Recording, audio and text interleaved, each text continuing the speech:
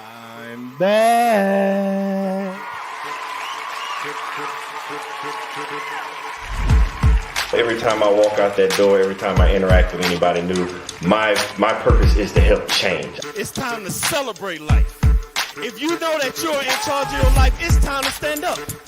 If you know you want better for your life, it's time to stand up. If you know that you have what it takes to be in charge of your life, it's time to stand up. If you know that you are not just trying to be good for you, but for those around you, it's time to stand up. As a matter of fact, look to the person to your left and tell them you are enough. I want to help you change, and just like you change, every time I interact with somebody, they help me change. It's no different than if I met an individual and they had 4 quarters and they needed change, or if I had $1 and they had 4 quarters, I need to change. We can swap the money. The value is still the same. They still got $1, I still got $1, but we both exchange something, and it was a change for both of us. So every time I walk out that door, I inspire to help change lives just as much as lives have changed me. Y'all been listening to the wrong people, watching the wrong things all your life, and it's time to put to rest all those negative thoughts, because you are enough. It's time to put to rest that self-doubt, because you are enough. It is time to get rid of that negative energy, because you are enough. It is time to stop listening to people that don't have the best interests of you in your life, because you are enough. So let's have a moment of silence.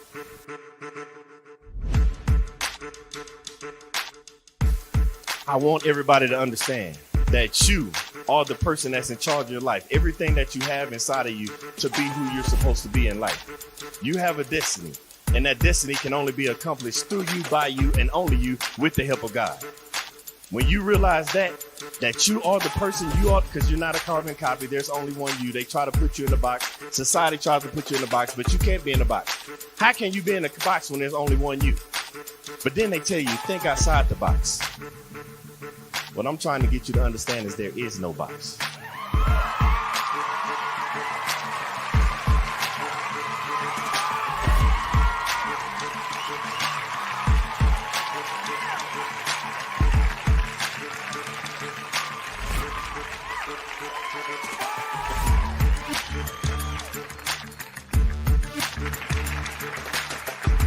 I want to pass on the things that I have to the generations behind me. By the time it's time for me to get called home and go to the grave, I want to be empty. I believe in bankrupting the cemetery, so I can't take this knowledge with me, because the cemetery is already full of brilliant ideas and unwritten books and innovative ideas. I can't take this with me, so I'm trying to leave it all here as Billy Graham Jr.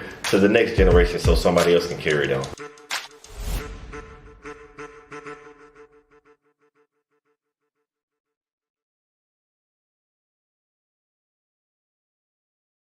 And we are back, and I want to welcome everybody and thank you all for tuning in, because man, when I say we're about to have us a good time tonight, I mean it might get a little controversial. Some topics might touch you the wrong way, and some topics gonna make you think. But I had to bring this individual because she's gonna bring nothing but the fire and put it on your mind. She's gonna make you think and take a bigger look inside of yourself to say, maybe I'm the problem, or is there something I can do to help solve the problem, remedy the problem? Because when I say she is dynamic and she is powerful, and she doesn't just speak her mind and from her heart, she uses her words and tries to spread love to every single body and help you grow better as a person. I'm talking about, she is a 7-time author. She just recently written a new book, and I'm not going to get into all the details. I'm going to let you meet her yourself, because when I say you need to hear from her, you can't hear from nobody else. So I have to bring you the one, the only, the amazing Miss Candy Jones. Hi, everybody. How are you? Hi. How you doing? I am blessed. How are you? The same, blessed and highly favored over here. Amen. Amen. Now, I know we finna get into some thoughts, the topics tonight, but before we even do that, can you tell everybody who is Candy Jones? Candy Jones is a mother, a veteran, a minister, a woman who loves God, loves food, loves to cook food, loves reading. I love writing. I love spending time with my kids. I love my church and my church family. Family is everything, and that's every form of family. Man, I love how we starting already, because most people get it construed and they just say, "Oh, I love God," and then they just stop right there. And it's like, well, what part of how God works in your life? And then you went straight into family, and then you hit me real hard when you said food, because I love food. So let's start with going through this journey. How did we get from the Candy of young to the Candy? You're still young, but the Candy of now. Um, the Candy of Young is a pastor's daughter. Grew up in church. That's all I know. All I know is Jesus. That's it. Um, some things happened when I was younger, and because of it, I left God. I left His presence, and it was a family member situation that caused me to leave the presence of God. And that's how I turned to my first marriage and seeking comfort in someone who couldn't give it to me. Okay. Seeking somebody who couldn't do that for me. And looking to I guess fulfillment. And I got the opposite. I got a narcissist. Okay. Wow. I got abuse. I got hurt. I got pain. I got even worse than what I had walked away from. I ran away from home at 17. Wow. Straight into the arms of this man. So I ran into a narcissist, somebody who was controlling, who was a cheater, who was, again, abusive, who talked down to me, talked about me. I ended up in jail. I ended up in so much more drama than what I needed to be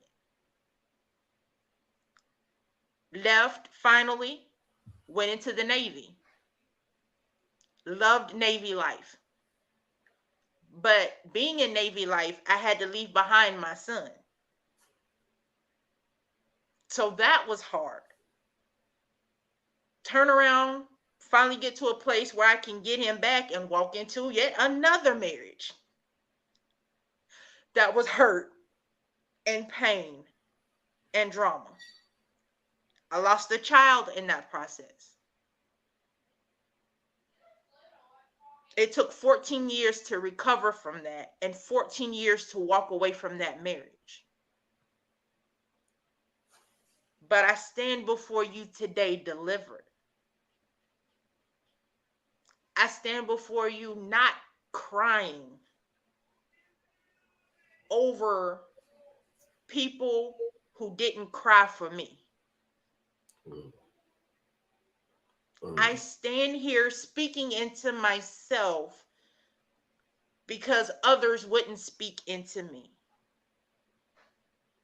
I'm standing here now being who God had spoken that I was supposed to be before I was even born. Words that were spoken to my parents before I made an appearance. That I'm finally living that life that I was already supposed to live. But I had to go through some things to get here. So it took several books to get here. It took several, God, I don't get it. It took being homeless twice to get here. Again, it took 2 marriages to get, but I'm here. So I have a question. I want to dive into this because it a lot of this is what you learned, brought you, and got you to where you are now. But you started off where you told us where you came from, background, church, and everything, and then you said you left because you were looking for something and you didn't find it in the right people. So if you're thinking back now, and there's that young lady out there right now, young man, whoever it may be, that thinks they're running from something to go find something, what would you necessarily tell them? Because we hear all the time, like, nobody can make you happy. You have to find your own happiness. Nobody can do this or that. Whatever you're missing, you have to do that for yourself. Don't look for others to do it. Because as you said, you were looking for somebody that you were doing all this crime, but nobody was crying for you.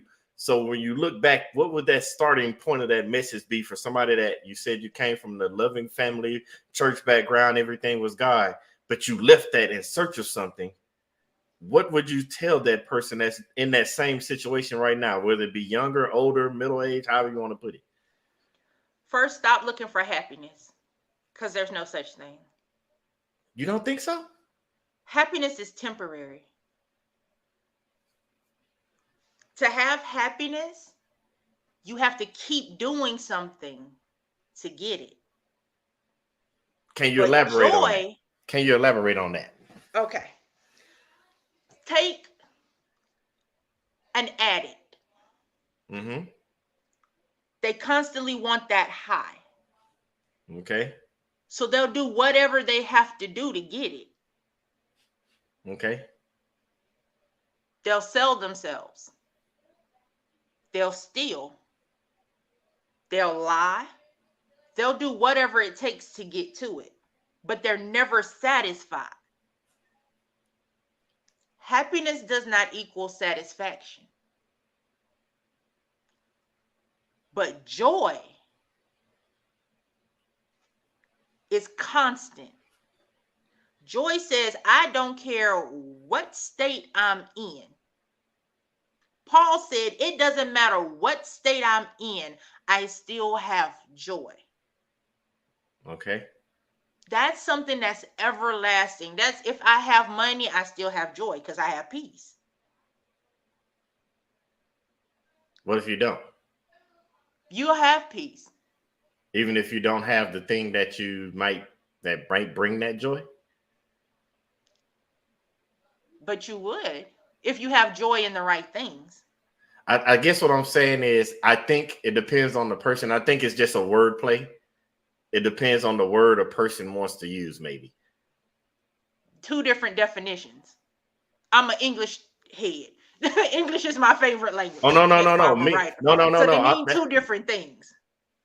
So what's the definition of happiness? The definition of happiness is to have something, again, that makes you in that moment pleased. Okay. You're temporarily pleased. Okay. That's like a kid with a toy. I have kids. I have 3 sons. Okay. I can make them happy. In the moment. I can buy them a toy and they're temporarily pleased. But what happens when they get bored? They're not pleased anymore. Okay. But I can put on a, say, long-running TV show that they like. Like they like Star Wars. Star Wars goes forever and You're going to be ever watching and Star ever. Wars for 6 years. See, you can watch Star Wars for forever and you'll never get bored. And then you have to go back and watch some episodes again because you might miss something out of it, right? Yep. That's joy. Because with joy, I can go back to it and I will get the same pleasure.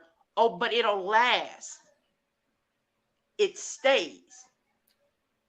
With happiness, I get pleasure at that moment. But I have to keep going back over and over and over to get that same feeling. That's like people with money. A lot of people with money are not happy. Nope. They don't even have joy. They're happy because they get what they want. But they don't have love. They don't sleep good at night. They don't have peace. They don't have people around them that really care.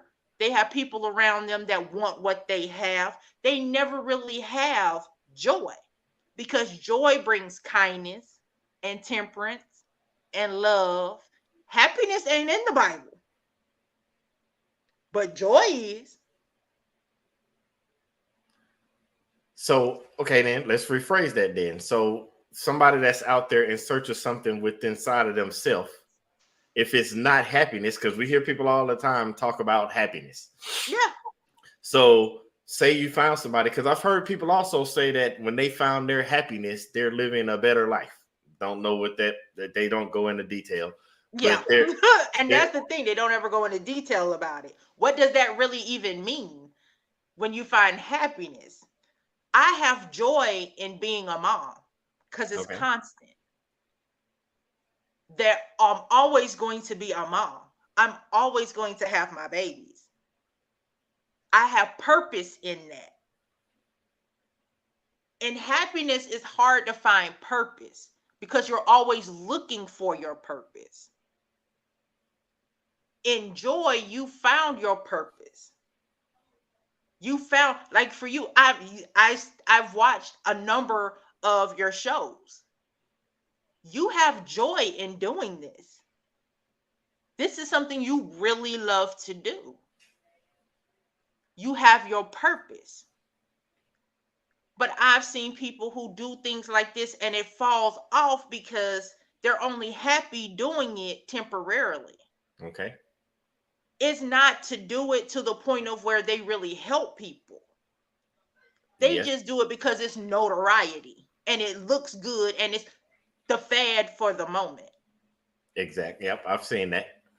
That's Where basically you all the have a social joy media. about doing it. You enjoy talking to people. You enjoy helping others. You enjoy, what your stories bring and the people that you bring on bring.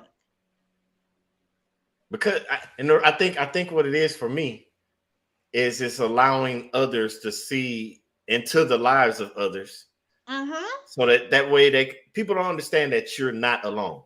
Like because you tapped in a little bit about it when you were speaking, like it kind of goes like how social media is. We scroll, we see, but we're just tipping into brief moments of a person's life, but it doesn't tell the overall picture. Like Whole we hear, story. do Mm-hmm. affirmations for this and let's talk about relationship this. Like we see it on a regular basis. But then you see the ones where people are actually trying to share the right information. Yes. And they get no love. It's like no likes, Yeah. no shares. Nobody's trying to spread that message. So I'm That's big on, where as long I as you am. touch one person, that's all that matters. That's where I am with Candy's Thoughts with my website. I want to reach out to people. I have gone through mental health issues, especially as a veteran. As a veteran, as a battered woman, as somebody who's dealt with narcissism, Yep. as somebody who was almost raped at one point, as someone who's dealt with child loss. I want to be there for other people going through those things because some of those people are not ready to see a psychiatrist or a psychologist No. or a life coach or talk to a pastor. They're not at that point yet.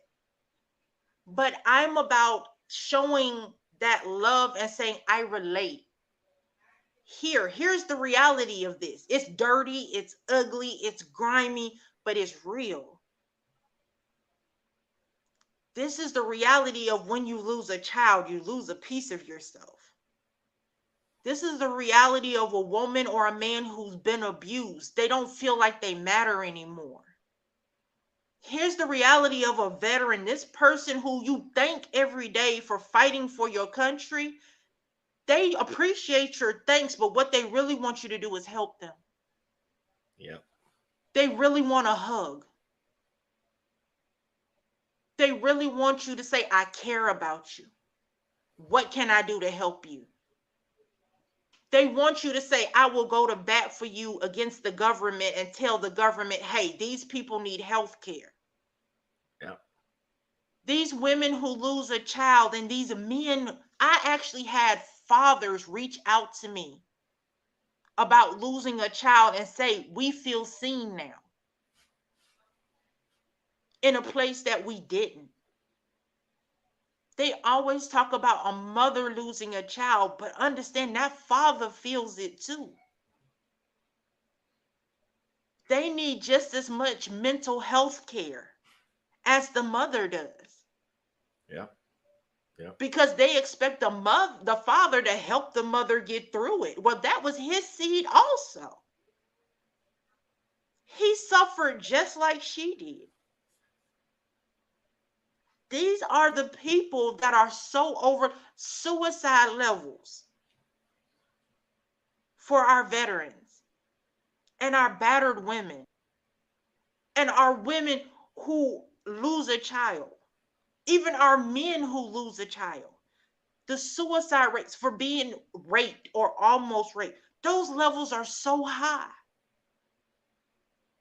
But who's really reaching out to them? Who's really reaching out to our divorced people? I see how divorced women get treated versus divorced men. What's the difference? What do you see the difference as? It's like for the man, oh, you had a reason to walk away. But for a woman, it's like, well, what'd you walk away for? Oh, he cheated, girl. You better. God said to forgive him and let it go. You didn't say that to that man. His wife cheated on him. I asked that question because I always hear and this ain't even just divorce. This is just anytime. Yeah. The question gets asked to the man, what did you do? And I say that because like when you brought up, it's two things you said, and because I'm one of the me and you are the same. Like I don't know if it's the writer in us or what it is, but I'm one of those. If I hear words, I gotta know what they mean. I'm talking about I'm old school. My mom and dad had me with the whole Encyclopedia Britannica. When I was Yes, little, I'm that talking grew up about on the same. I'm sitting there reading words. I used to read it just to learn words, just so I can go say the word. Don't get me wrong. Yeah, Right? yes, same And so here. I had a word of the day. yes, Do the same thing with my sons. Word of the day. yes. Now, granted, it was sometimes in my life, it's a whole nother story we're not even going to get into. And so I hear people say words. And so when I hear you say the words, I know you understand it. But so let's go back. And I want you to use this word so people can understand it. And then that's going to transition to the points of what I'm trying to get. Okay. So you use the word narcissistic. Mm-hmm. We both know what that means. But we hear it used so much in social media, the world today. And I'm sitting there like, I'm sitting there looking at some of the people using like, that's not narcissistic. And that's not. And then on the other hand, sometimes I'm looking like, but you're being the narcissistic person. It's not that person. So let's start with the breakdown of that. Because I think that's the problem where when you said the men, they're in the situation that they lost the seed to or divorces and such things, but we don't use words right. And I think that's why things aren't quantified correctly. So let's start with that. Can you explain to everybody exactly what narcissistic is? Narcissism is when the person is not just controlling, but they're controlling to the extent where they're almost non-emotional. They show little to no emotions. And if there are emotions, they're volatile. They're dangerous.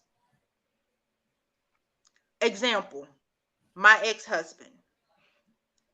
He did not want me around my family or close friends. So if I did, and I went against what he said, there was a hit involved. Mm-hmm. Or there were privileges taken away. Mm-hmm. Or he would make me pay by going out to cheat. Mm-hmm. It was always an abuse. Then when our son was born, then it became worse. Okay, you don't want to do what I said do? All right, well, I'll take it out on the baby. If you ever leave me, you'll never see our son again. Mm-hmm. I wear a dent on this side of my eye where he pushed me into a ditch while snatching our son away from my arms because I wanted to leave. I wanted to take my child and walk away, and he didn't want to let me. They're volatile, they're dangerous, but you would never know because they don't look the part.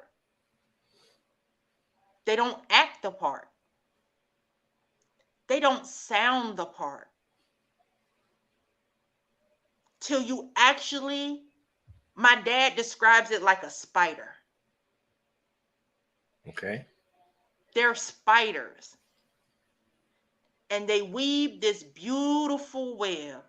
You ever walked into a spider web Yeah, many a that you time. didn't see Yep. till you got right? That's what a narcissist, they have this web. And you don't see the web till you've walked into it.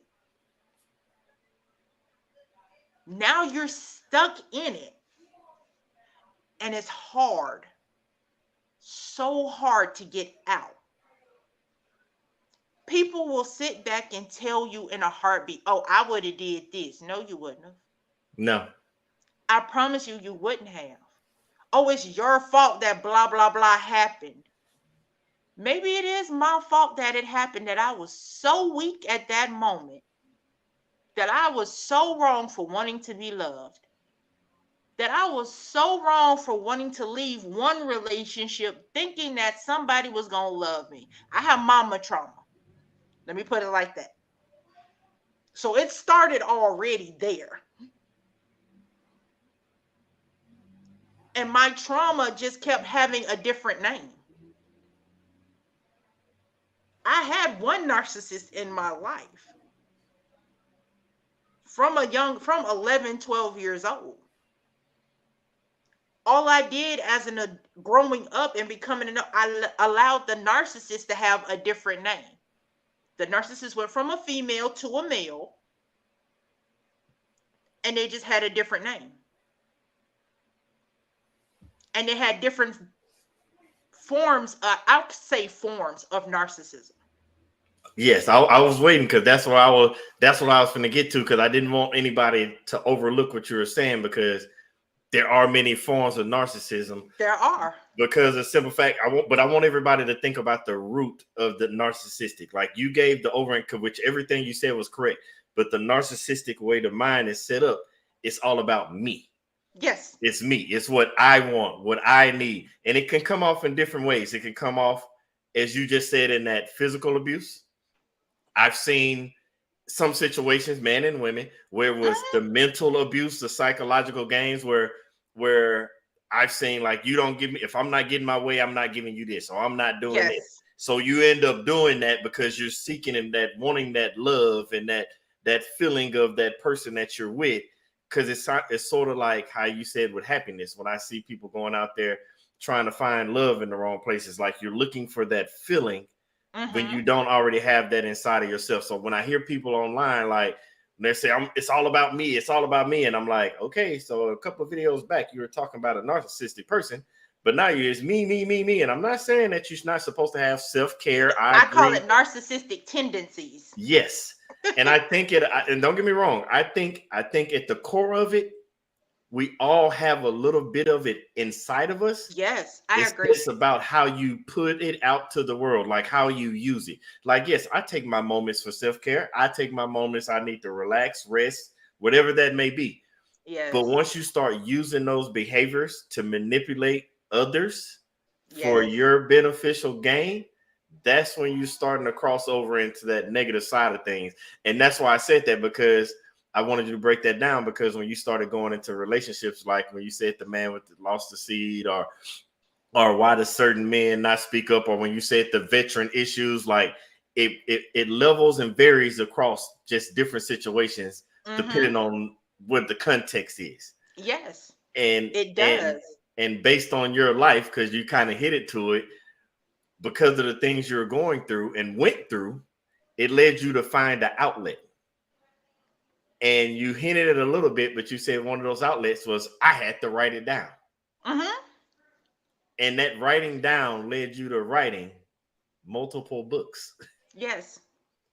So before we get into how you writing your books, what are those different outlets that you've used or seen used or helped others to use to help them with their outlets when they're seeking those things, like you said in the beginning, that they were trying to find themselves, find their purpose in life?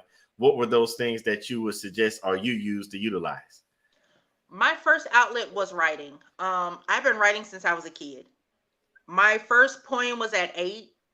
Do you remember the little poetry website, poetry.com? Yes. Where you could submit a poem, Hey, and then you could win, and you get put in this big old book. I actually won. Oh, really? And I published. Yes, I won $150 at 8 or 9 years old. Wow. I don't even remember the name of the poem, but it's actually published. It's in a book, and it's in Washington, D.C. right now. Wow. So that's where I started. I grew up reading books constantly.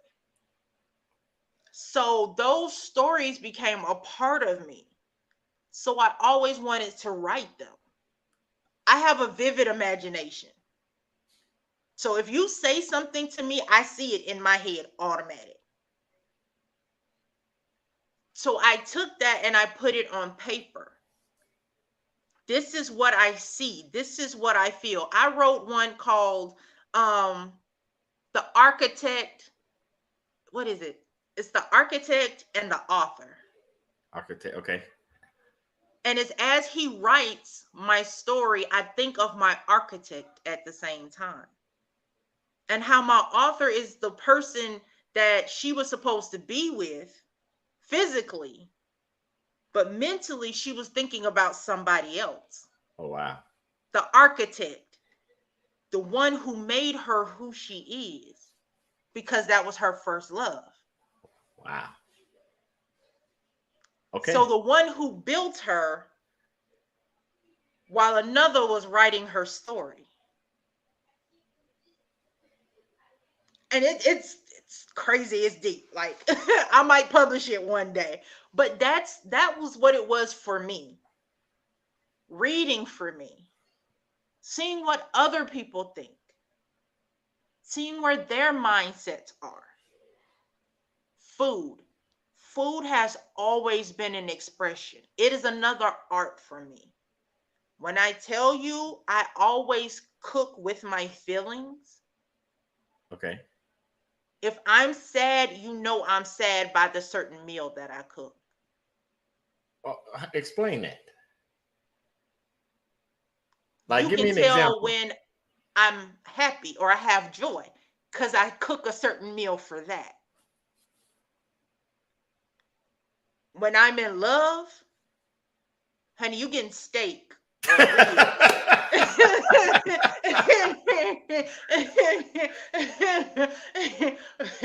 You know, when I feel settled or calm, we have seafood. When I'm content, I do something like spaghetti because I want it to last for a little while. It's an I'm glad you didn't say expression. spaghetti was the sad meal because I was finna be sad. No, You know, we grew up on spaghetti. I've been like, we haven't had a bunch of sad meals. no. The sad meal is soul food. A sad meal, you're gonna have some greens and some cornbread. I'm gonna make some fried chicken and some rice, and that's the sad meal. So the person that's cooking it is sad because when I eat that kind of stuff, I get happy. That's the point. It's my sad meal. But it's to make somebody else happy. I cook what I feel, but it's to always give love to everybody else. Now I'm finna have to start asking people around me when they cooking it. Is you sad? Usually you can tell how people feel and how your food tastes. I always took it as though when the food tastes bad, they didn't feel like cooking. Most of the time, that's the truth. I wrote 2 cookbooks. Trust me. Most people who cook like that, they really didn't feel like cooking. They cooked, but if it looks a certain way, you know what? How about we go to McDonald's today? They always happy because they always have to love it. That's why they call it Happy Meals. Okay. I know it'll never come out wrong unless somebody just didn't try at all. Exactly. You got to not try at all. Try at all. I also found it in talking, but not talking to everybody. Like my number one confidant is my dad. I'm a daddy's girl. 100%. So if there's an issue, the first person I go to after I go to God is my dad. Okay. I understand That's that. where I'm going. He's never steered me wrong. I am his female version. Ooh, He's brutally honest. You got my mind going somewhere. When I say this, I'm going to say why. Because there's a lot of qualities that he has that I have. That's why I say I'm his female version. He's brutally honest. I will step on toes in a heartbeat. I'm sorry, not sorry. Because I love people, I'm going to be honest with them. Don't lie to me, I won't lie to you. He can be the nicest, meanest person in the world. I can be the nicest, meanest person in the world. I love you with everything I have. When I give my love, I give it. No takebacks. If you abuse it, I promise you, you've lost one of the best loves you'll ever receive. And that's in friendship. That's in relationships. That's in family. You will never get it again. You'll never find it. Wow. He believes in God fully. He's why I have the relationship with God that I do. If God says to tell him something, to tell me something, he's going to tell me. Whether I like it or not. Whether you like it or not. If God tells me something to tell you, I'm going to tell you whether you like it or not. And if you got a problem with it, don't come at me, at God. That was my post the other day on Facebook. If you don't like what I have to say, don't at me, at God. So you mentioned something, and I've heard you say it about yourself when it comes to your kids. Then you said it about just recently about your dad. And for one, you say with your kids, like that's the joy, that's the purpose. And it sounds like that's the same relationship with you and your dad. Because I look at my relationship with my parents. I got friends, their parents. I look at my relationship with my kids because let's be honest, it's times when they were growing up there, like I couldn't stand that. And it's like, I don't care if you can't stand me or not, because you don't even realize I'm your number one supporter. I say number one, and you hear mom say, well, I'm number one. I'm like, well, I don't know about you. Me and my wife are married. We're one to begin with. So we both number one. But that's a whole nother story. That's a whole nother story. Well, no, it might be. No, let's dive into that story. Let's go tie it all together.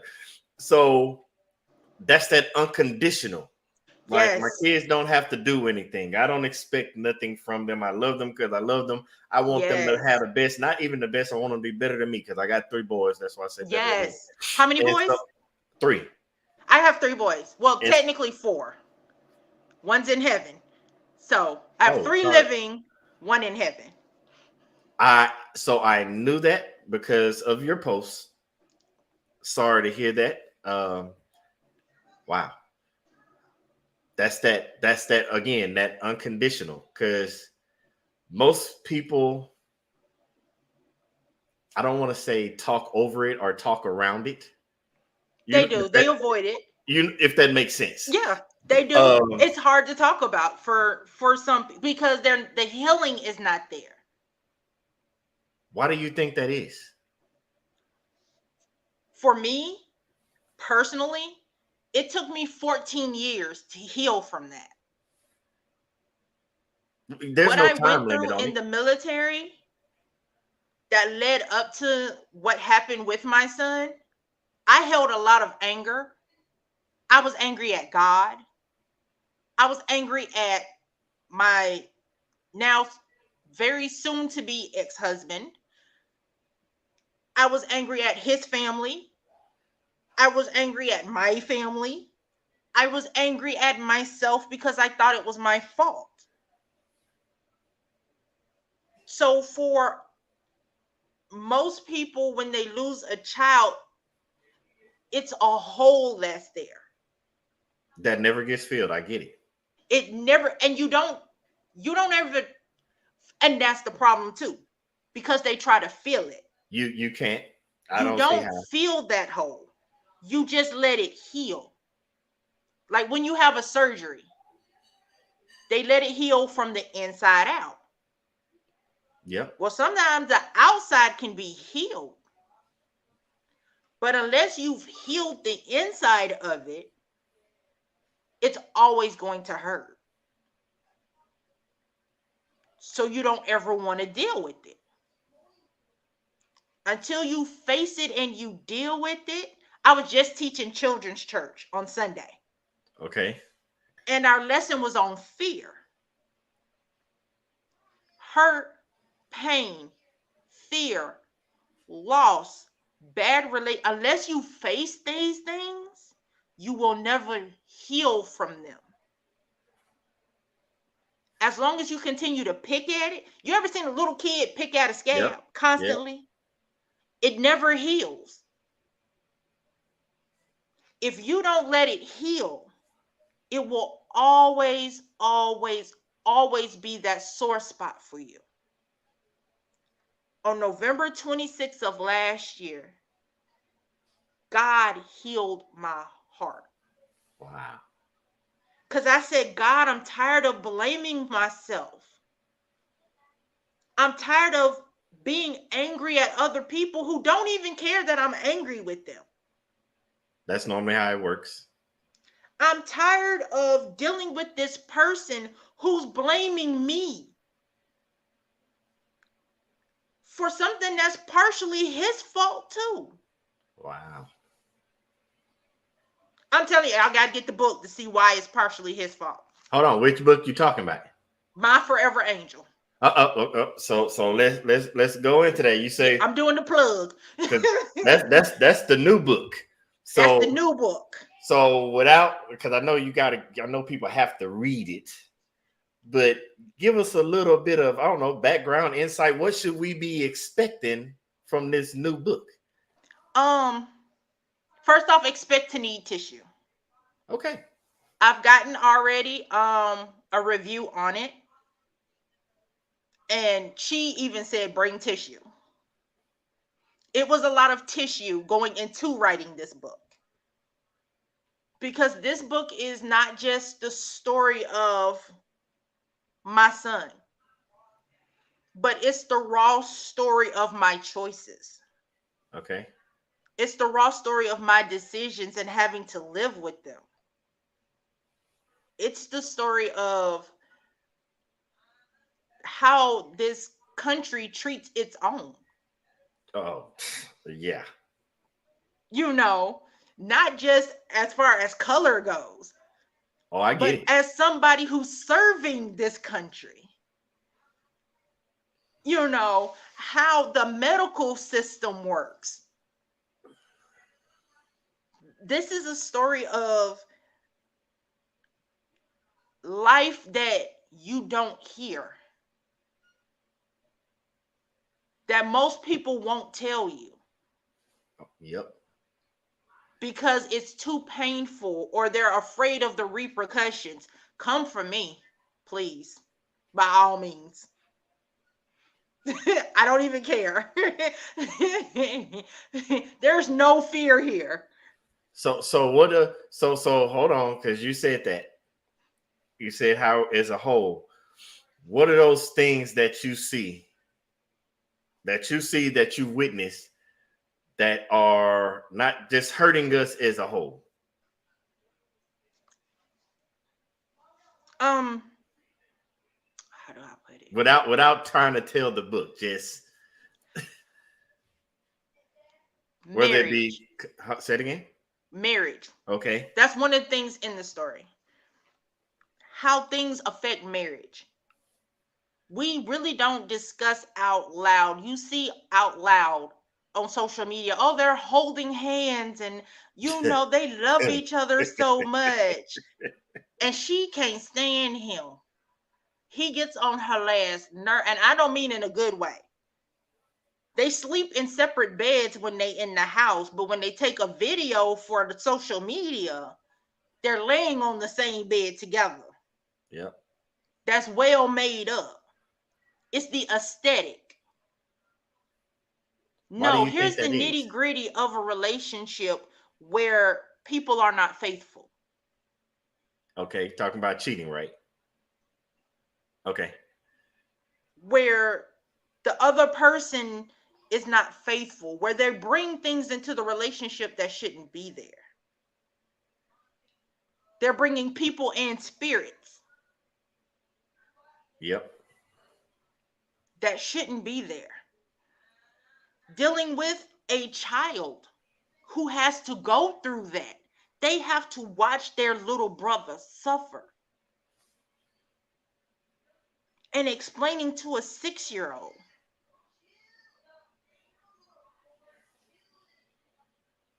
that these are the intricacies of life. You live and you die. But also getting through the thoughts of suicide that comes after a devastating loss and loss of yourself. I've tried to commit suicide 3 times in life. The first one was while I was with my ex-husband. The other 2 times was after I lost my son. Sometimes you get to a point where you don't want to go on, where it just seems like it hurts too much. You don't want to try anymore. It feels like it's easier to give up than try. And I've been there. And I know what that feels like. And I know what it feels like to have that voice in your ear. Just let it go. Just give up. People don't love you. God doesn't love you. Nobody needs you. Everybody will be all right without you. What happened was your fault. You know, you didn't do what you were supposed to do. You didn't fight hard enough. Just give up. But to have the resiliency to say, I won't. God saved my life.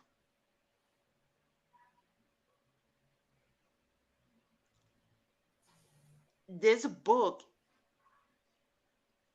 is an explanation of the last big thing that I went through to get here.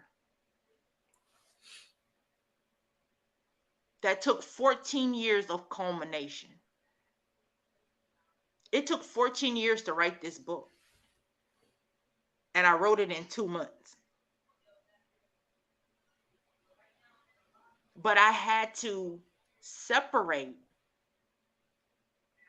before I could do that. I could not have this person in my life anymore before I wrote this book. Because if I had left them there, there's no way I could have released.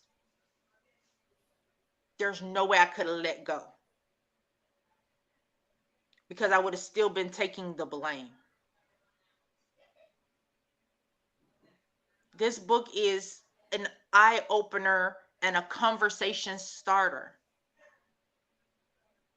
to say we need to really look at these people, these men, these women, these mothers, these fathers, these daughters, and these sons, these brothers and sisters, these people in life who feel invisible.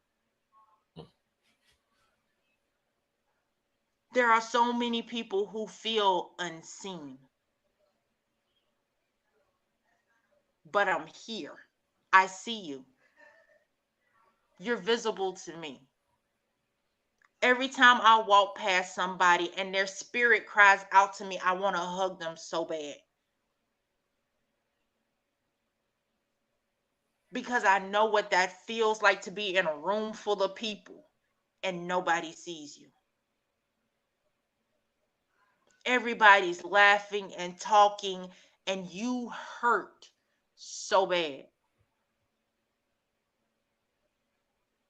You don't even want to be there and you don't have a choice.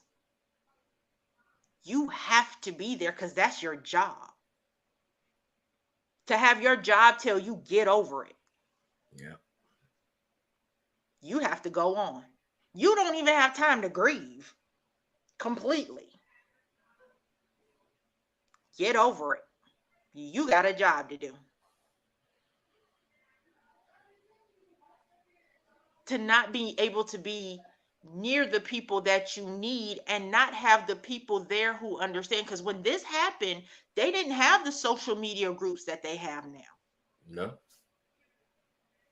This was back in 2009. So I didn't have Facebook like that.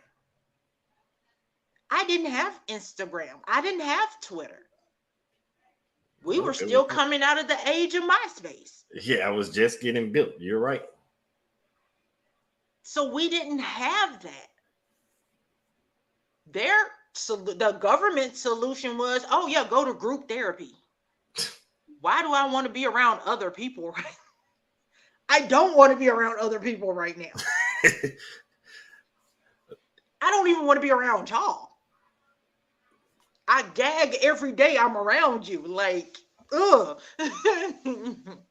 And to even have to deal with a resentment. I'm going to tell you a little piece that's in the book real quick. Okay. So after I lost my son, I had to go back to work 2 weeks after his funeral. Oh, wow. And my chief there, we're outside, we're doing our morning duty, doing a roll call, things like that, telling us the plans for the day. And she announces that she's pregnant. In front of everybody. And looks right at me.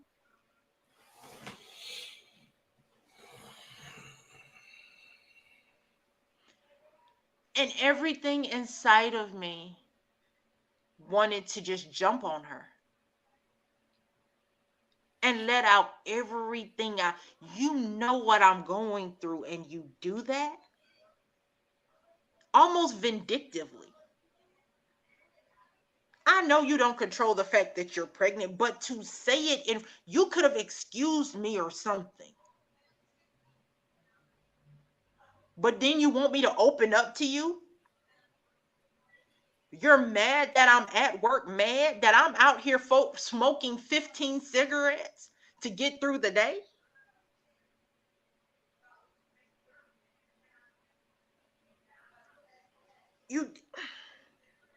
I couldn't fathom it. I could not imagine treating somebody like that.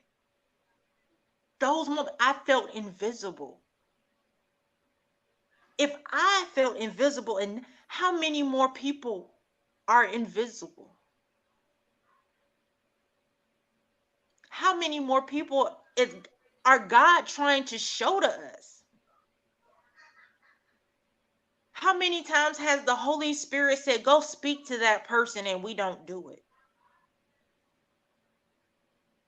That God has a word for them, or that person just needs a hug, but because I've got something to do, or they're just not as important as I am. That narcissistic tendency. So I have a question on that then, because I agree with you. And I know those moments. But let's back up. For one, your chief, I won't even reserve what I was thinking, but because I'm big on this. Like we're real quick in our society. When we have a kid, you get all this certain time off, military maternity leave, however you want to call it. Get so much time off, but we never really, because I dealt with suicidal situations. I dealt with losses of others during my time in the military, but we never got that set block of, and there's there's no healing time. Yes. But at the same time, it's no different than having a kid. Most mothers and fathers, they don't want their kid going to daycare after 6 weeks. Some of them want to keep you, but they set a time of 6 weeks, bring on back to work. If you want to take leave or more, you can do it, and they extended it and all that over the year. Now you got to take your own leave. Yes. But when something tragic like that happens, we need you to come right on back. And let's be logical. Most funerals, it take 1 week just to do the funeral. And if you say you went back after 2 weeks, that's 1 week just to grieve. Like, and I wasn't supposed to get the 2 weeks, and the 2 weeks was still partially leave. Exactly. And so I know there's no set. I know there's no set time limit of like, oh, yep, it's day 99. I'm over it. I know it's no set time, but you would think as a whole, as a country, would be like, hey, we're gonna block out this much time. I know it doesn't sound like a lot, but I'm gonna give you whatever it is for maternity. It should be for on the other end. Just make it even ends on both. Absolutely, I agree. That's just my thought process. But hey, I don't run nothing around the world. I concur. I completely concur. But then that leads to that next thing of like when you're dealing with, how do you want to say it, like people in situations, like you said with your chief. How do you think it goes about? Because we talked about it in a minute. You mentioned it in your book, and you said the narcissistic piece. When you see somebody that, yes, you want to hug them, you want to go up and say something to them. And remember, I said it in the beginning. I think we all have that little bit of narcissistic in us. If I see something going on nowadays, and I know, like, hey, I might need to say something. Now, should I say something to step in to help? But it's certain factors about me now. It might be the military. I don't know. Of my keen sense of watching stuff. But the little narcissist in me, the one that I do have, like, I want to, but with the climate of the world today, I still need to get home to my family. Because I've seen those situations where people stepped in and helped or offered to help or tried to do their best, whether it be you need a couple of dollars and they're trying to help somebody out. And next thing you know, they're robbed and getting killed. Yeah. Somebody's getting physically abused. You go to help and it was in the news. A man was trying to help and the other man killed him and a woman still left with the abuser. Like, yeah, you see so much going on in the world and you're like, yes, I know that. But when should that person let the little bit of narcissism in narcissistic in them say, you know what? I'm just going to step back. I have to reserve this to not just protect myself, but I got things to do for my family. I got to be here for this person. Like, what is that boundary? Like I said before, that voice. Some people say it's just a little still voice. For me, it's the Holy Spirit. It's discernment. The Holy Spirit will never put you in a situation that'll be dangerous, ever. Some people are just going to run into situations no matter what. I used to be that person. I'd run into a burning building because that's just who I was. I will still run into burning buildings. But now some people just gonna have to burn. Yeah. Yeah, I agree. I can't run into burning buildings for everyone because not everyone deserves for me to run into that burning building for them. But for those who need comfort and help, sometimes giving comfort and help isn't you necessarily being the one to do it. Mm-hmm. Like for the ones who want to break up somebody being abused, depending upon the situation, I might not jump in. But I might call the police. I've done it. I've heard somebody being abused and I called the police. They were said I could hear them outside the door. Who called the police? And blah, blah, blah, and da, da, da. Well, baby, I just saved your life. And guess what? She ended up going to jail too. Well, I just saved her life some more. You might have had to go to jail, but guess what? By the time you get out, you might have your head together. Now you spent some time away from him. Sometimes it might take, well, guess what? The only way to break this up, I might have to pick up something and just beat somebody down with it. You run and I got you. Sometimes it's not narcissistic as much as it is self-preservation. That's what I was just about to say. But sometimes we allow self-preservation to supersede what God is saying to us. Sometimes God will tell me to speak to somebody. And I gotta, do I really need to? Like, I'm minding my business. No, speak. I speak. Now I've got a connection. Now I've been able to invite that person to church. Now that person is going to church on that. They might not be going to my church, but now they're going to church. I might not speak to that person ever again. But But I that don't. door just opened for God to come in. But I don't want anybody to miss what you just said about that self-preservation, because it all wraps back into what we've been talking about tonight, where it started with. That same self-preservation, that's what keeps certain people, and in some instances, probably yourself, in those relationships with that narcissistic, that abusive person, because the self-preservation thinks, I can't live without this person. How am I going to make it if this person isn't by my side? How am I going to get through life if I leave the mother or the father of my kids? How are my Yes. kids? Because that unconditional What's love going we to talk happen to about my for our children? kids. Yes. I can't leave them because my kids. That's self-preservation. I want everybody. But see, I'm not going to go into the nuggets. The way you get the nuggets is when you go order the book that Candy Jones has just I shared. got one for that one too. You got, hold on. So before you even go into that, first of all, because we know you're 07, I don't want to miss this opportunity. How can people even go look or find your books? Where can they go? Or just to get in contact with you, period. www.candysthoughts.com.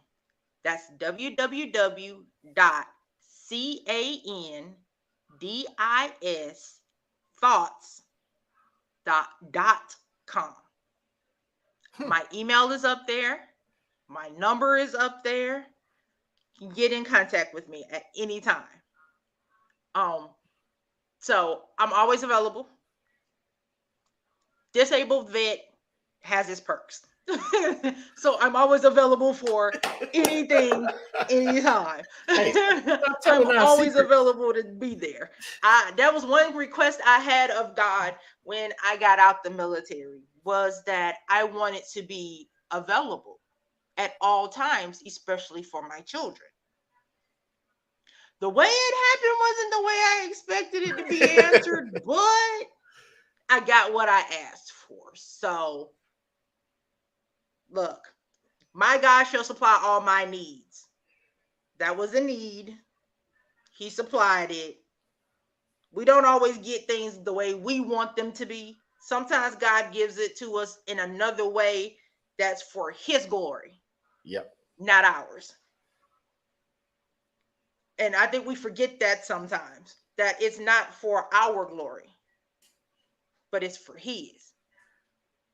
And we have to be in the position to be open for what I've been through was for his glory. It did not feel like it was for God's glory at all. But sitting here now, a year ago, never would have thought this. Never. I never would have thought I would have had this amount of freedom and this amount of joy and this amount of peace and this amount of love and building patience and building kindness and building long suffering, because I got some fruits of the spirit I still need to cultivate. We all do. And I still have some weeds, fleshly weeds that have to be pulled. We all do. But my garden doesn't look like what it used to. When you were talking about the self-preservation, I wrote a book. It originally was called Bondage, but I changed the name to I'm Still Standing Here. And it's about a girl named Sharice. And Sharice makes some choices and decisions that land her with the narcissist. And it goes into her story with the narcissist and how he treats her and the things that he does to her. But how at the end of the day, she gets out. But the journey that she had to take to get there, she almost died several times. She had a gun put to her head. When I tell you, that was the purpose of that book. And it was another release for me and another form of healing. I'm gonna drop something for people that they don't think about, for those who get out of narcissistic relationships. The hardest part is not the leaving as much as it is what happens after you leave. One of the biggest things that happens when you leave a narcissistic relationship is your mental health. The worst part are dreams. To this day, sometimes I still have dreams. I still have nightmares. I still have memories that come back up. And those things can haunt you for a lifetime. And they don't just hurt you mentally. They can hurt you emotionally because now you don't trust the next person. Mm-hmm. They hurt you physically because you're either not going to eat or you're going to eat too much. You're going to find comfort in it, or you're not going to want to eat. Spiritually, the amount of brokenness of your spirit. And I'm not just talking ego, I'm talking about your soul feeling broken. Well, my self-esteem is high because that's what I think. No, a narcissist breaks that.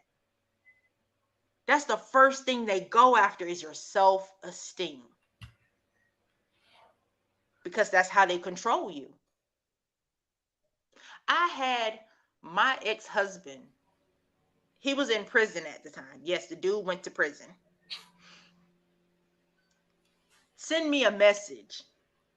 And he said, no one will ever love you like I did. I don't want anybody to love me like you did because you cuckoo for Cocoa Puffs. I don't want that kind of love. Ain't no snickerdoodle, Snickers, ain't none of that in that kind of love. I don't want it. I don't want that. Oh, I don't need that in my life. That's not safe. That's not healthy. That's not kosher. That's not any of that. You keep that over there. This last one, I don't want that love either. Keep it over there. That. I pray. I said, Lord, first let me be healed before I go into anything else. But don't ever let me lose that ability to love. Agreed. Because the easiest thing to do when you come out of those type of relationships is lose the ability to really love again. Because you'll hold back a part of yourself. And that can be the best part of you. But you're holding it back because you're so, and God, keep me from being afraid. Help me to not fear love. Because I'm asking for something that's strong. And I'm not talking narcissistic strong love.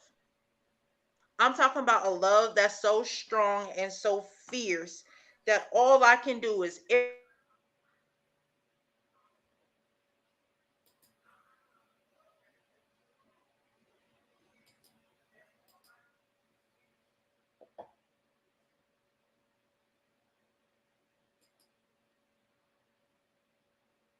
Did I lose you, Candy?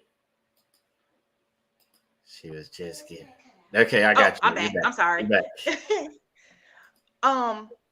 To be loved the same way I love. I had somebody tell me that too, because the person asked me, how do I define true love?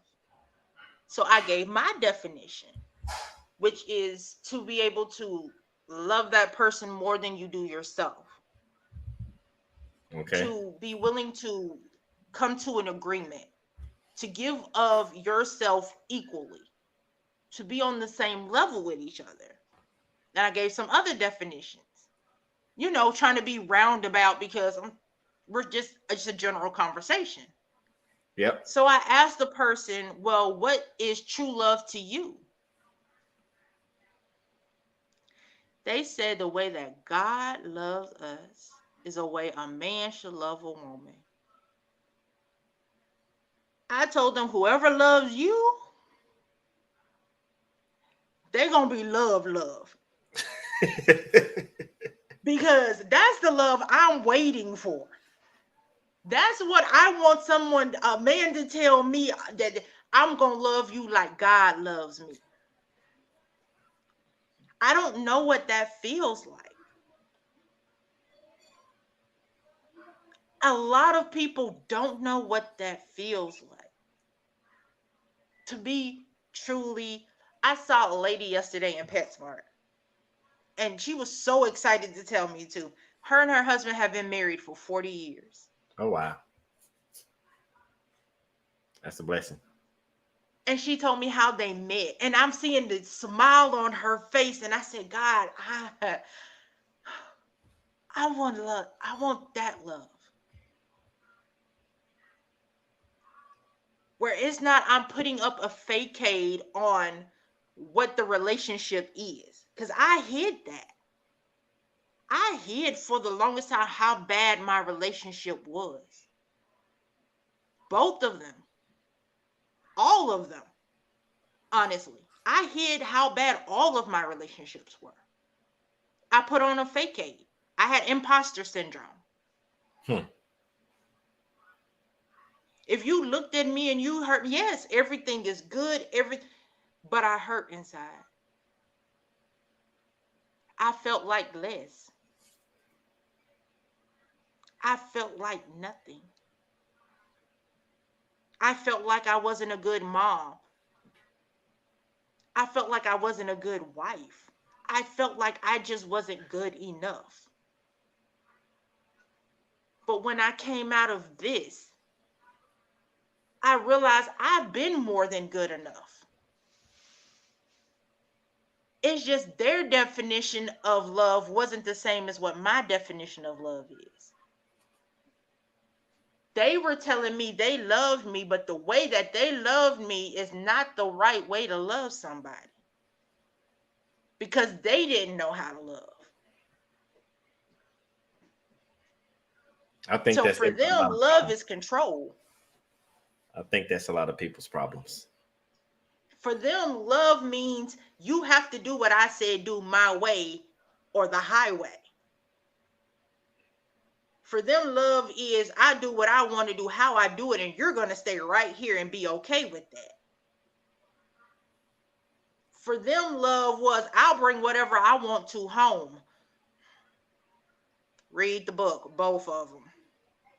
Some things got brought home that shouldn't have came home. That was their definition of love. But that's how I needed to be loved. And that's not how I wanted my children to see love. We forget that we're their biggest example. We give them love, but they see how we love others. And if they don't see us properly loving others, they don't know how to go to school and love other kids. They don't know how to go to church and get along with because they don't see that love. They don't see that relationship. So I want my babies to always see that kind of love. So if that means I have to be by myself for a little bit, then that means I got to be by myself for a little bit. It is what it is. Got to do what's best for the babies. But that too, get out of that relationship, ladies. Get out of that relationship, fellas. Especially when you have children. There are too many. My God, my heart cries every time I see it on TV. These men going through and killing their wife or their girlfriend and their whole family out of jealousy and manipulation and their narcissism and their anger. Honey, don't just walk away, move away. Agreed. Run. Agreed. Seriously, run. I created a group on Facebook. It never really took off like I thought it would, but it's still there for those who want to leave those type of relationships and for other people to connect and provide money and resources and shelter. So as a woman or a man leaves that type of relationship, they can safely leave and move to another place. If that means they need help going to stay with family, then they have help going to stay with family. If they need to stay with somebody that the person that they were with doesn't know, that would be available too. And I'm going to try to get that back off the ground again. You need to. You need because to do that. That safety net is needed to be able to get away. That going into the Navy was my getting away. That's how I got out. I go home, I see my family. I promised my dad I would never move back. And by the grace of God, I have not. And I will not.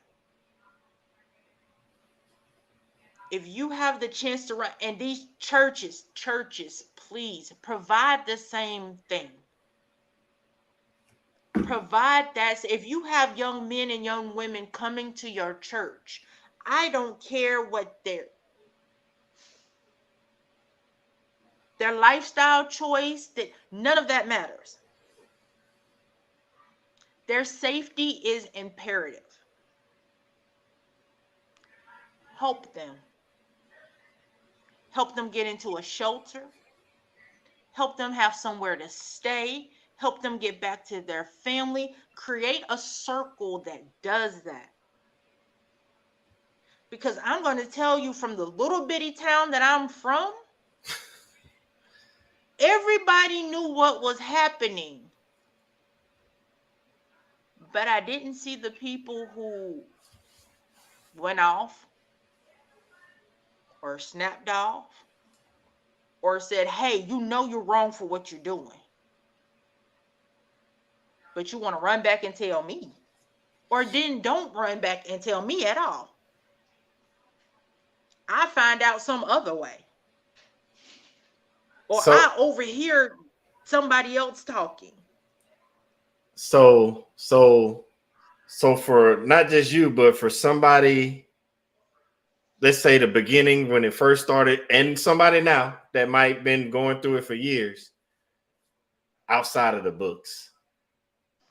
And I do this to everybody. I normally ask for like a nugget of, as we wrap up, like that nugget of what somebody, how would you help them? But this one, I want you to ask for like somebody that went through it and it's at the beginning of these stages and they think they see these red flags or signs, and somebody that's been going through it for some years, some similar stuff that you've been through. What would be that piece of information? Because ain't nobody else telling the name, but you, as you said, nobody's helping you.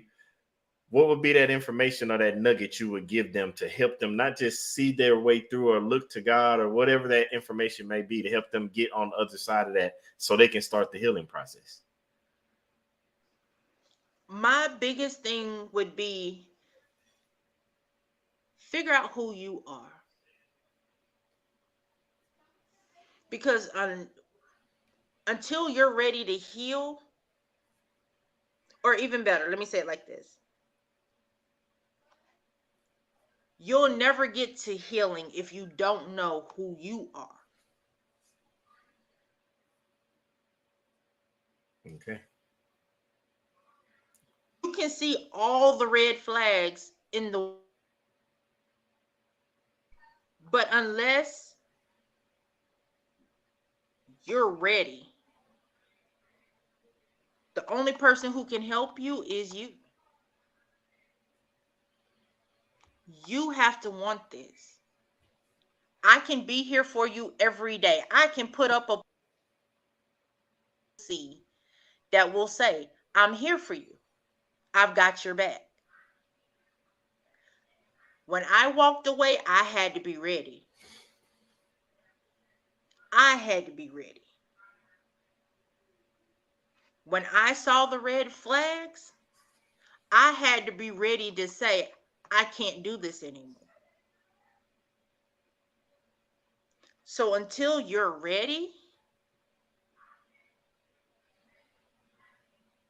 no one else can. God can't even do for you until you're ready to let it happen. Wow. So when you're ready, I'm ready. And God will send other people who are ready too. And you'd be surprised the number of people who've been. My next door neighbor saw what was going on, and she was like, when is she going to stop letting this happen? When she and I had a conversation, she was like, yeah, I saw it, but I couldn't say anything. But I see your progress. I see where you are. I saw you finally got ready and you finally said, I can't do this anymore. Now, when you're ready to say, I'm done, then we can begin the process of letting some things go, letting some people go, walking away from those situations safely, involving necessary people, because sometimes it's not always going to be involving the police safely. Sometimes it's going to take waiting till that person goes to work and then you got to leave. I wrote a blog on it. I have a blog on my page, something from my imagination. And it's about a chick who was in an abusive relationship and how she waited. But she had people in her corner too who helped her get her stuff together and save money and bought her a secret car and stuff like that. And when the day came, her father knew a police officer who could work off duty to help her. Wow. And her husband shows up and, you know, she's ready to go, things like that. He shows up, he sees that she's trying to run away, but she was smart. She set up a secret camera in the house. And instead of, no, look, I'm doing something. Sorry, son. No, you're fine. She went through, she got ready to leave, and he shows up. And what she did was she set up a camera. And instead of fighting him when he would try to abuse her, she would let it go to a certain extent before she defended herself. And she had it on camera. So every time he put his hands on her, every time he would push her, every time he would yell at her, it was there. And she would download it every day when he go to work. And she'd save it on her phone. She'd save it in the cloud. And then she sent a copy to her family.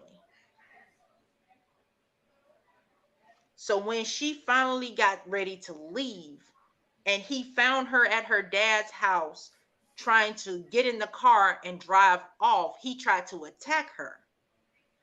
And the police officer grabbed him.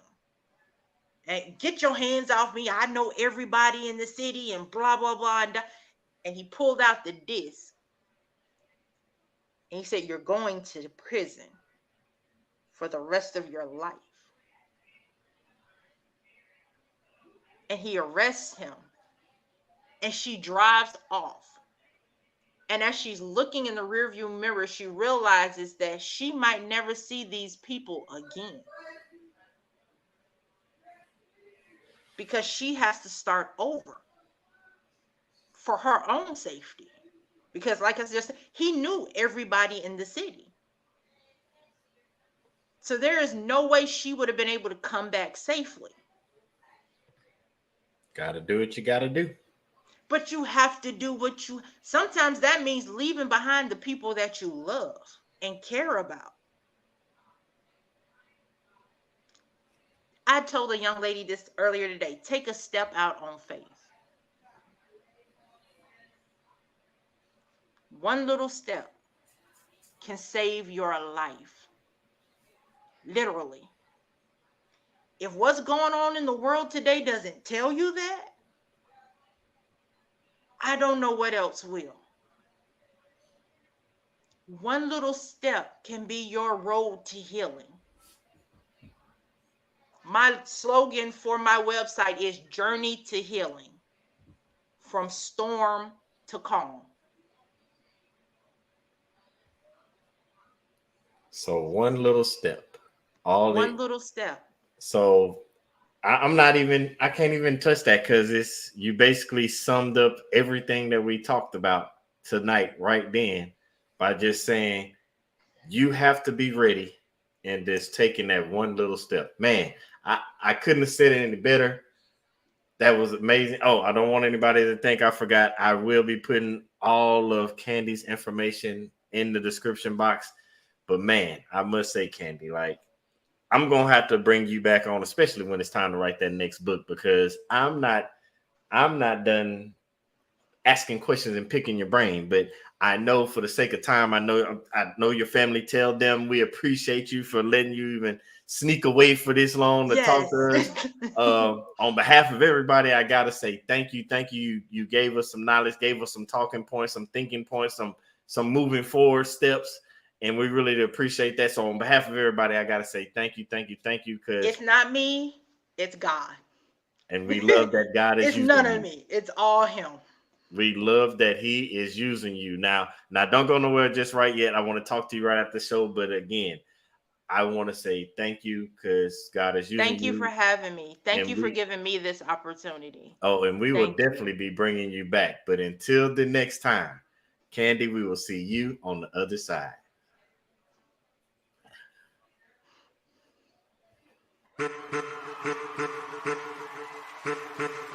I'm back. Every time I walk out that door, every time I interact with anybody new, my purpose is to help change. It's time to celebrate life. If you know that you're in charge of your life, it's time to stand up. If you know you want better for your life, it's time to stand up. If you know that you have what it takes to be in charge of your life, it's time to stand up. If you know that you are not just trying to be good for you, but for those around you, it's time to stand up. As a matter of fact, look to the person to your left and tell them you are enough. I want to help you change, and just like you change, every time I interact with somebody, they help me change. It's no different than if I met an individual and they had 4 quarters and they needed change, or if I had $1 and they had 4 quarters, I need to change. We can swap the money. The value is still the same. They still got $1, I still got $1, but we both exchange something, and it was a change for both of us. So every time I walk out that door, I inspire to help change lives just as much as lives have changed me. Y'all been listening to the wrong people, watching the wrong things all your life, and it's time to put to rest all those negative thoughts, because you are enough. It's time to put to rest that self-doubt, because you are enough. It is time to get rid of that negative energy, because you are enough. It is time to stop listening to people that don't have the best interests of you in your life, because you are enough. So let's have a moment of silence.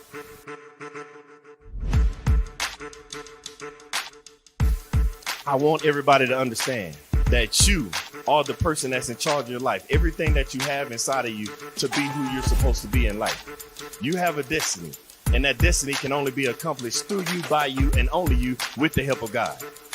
When you realize that you are the person you are, because you're not a carbon copy, there's only one you. They try to put you in the box. Society tries to put you in the box, but you can't be in the box. How can you be in the box when there's only one you?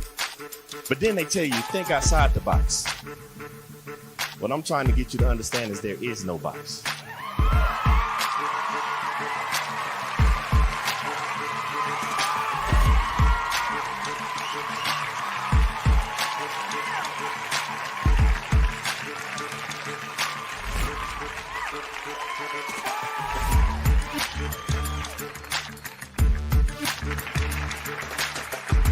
I want to pass on the things that I have to the generations behind me. By the time it's time for me to get called home and go to the grave, I want to be empty. I believe in bankrupting the cemetery, so I can't take this knowledge with me because the cemetery is already full of brilliant ideas and unwritten books and innovative ideas. I can't take this with me, so I'm trying to leave it all here as Billy Graham Jr.